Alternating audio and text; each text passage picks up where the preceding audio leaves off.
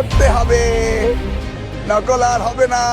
প্রশ্নপত্র ফাঁসের সর্বোচ্চ সাজা 10 বছর থেকে কমিয়ে 5 বছর করে পাবলিক এক্সামিনেশন অ্যামেন্ডমেন্ট বিল 2026 জাতীয় সংসদে পাশ হয়েছে।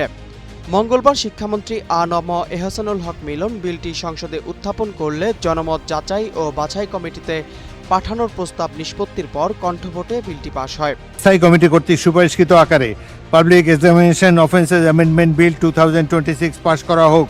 যারা এই প্রস্তাবের পক্ষে আছেন হা বলুন, যারা এই প্রস্তাবের বিপক্ষে আছেন তারা না বলুন। আমার মনে হয় হা জয়যুক্ত হয়েছে, হা জয়যুক্ত হয়েছে, হা জয়যুক্ত হয়েছে। পাশ হওয়া বিলে অনলাইন প্ল্যাটফর্মে প্রশ্নপত্র ফাঁসকে শাস্তিযোগ্য অপরাধ হিসেবে অন্তর্ভুক্ত করা হয়েছে।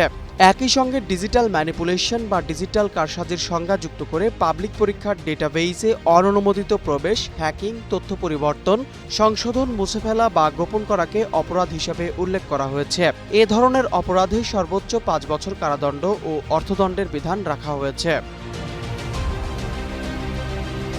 এছাড়া পরীক্ষা কেন্দ্রে নিষিদ্ধ ইলেকট্রনিক ডিভাইস নিয়ে প্রবেশ বা প্রবেশের চেষ্টা এবং পরীক্ষা পরিচালনা সংক্রান্ত বৈধ নির্দেশনা অমান্য করলেও একই সাজা হবে। কোনো পরীক্ষার্থীকে অসাধু উপায়ে সহায়তার উদ্দেশ্যে তার সঙ্গে বা তার পক্ষে কোনো ব্যক্তির সঙ্গে লিখিত বা মৌখিক চুক্তি করলে বা তার চেষ্টা করলেও সর্বোচ্চ 5 বছর কারাদণ্ড ও অর্থদণ্ডে দণ্ডিত হওয়ার বিধান রাখা হয়েছে।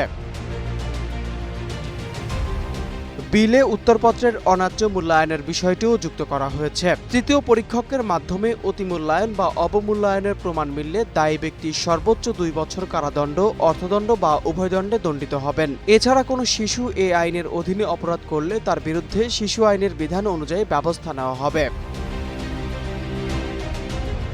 নূর ইসলাম, নিউজ ডেস্ক, গ্লোবাল টেলিভিশন।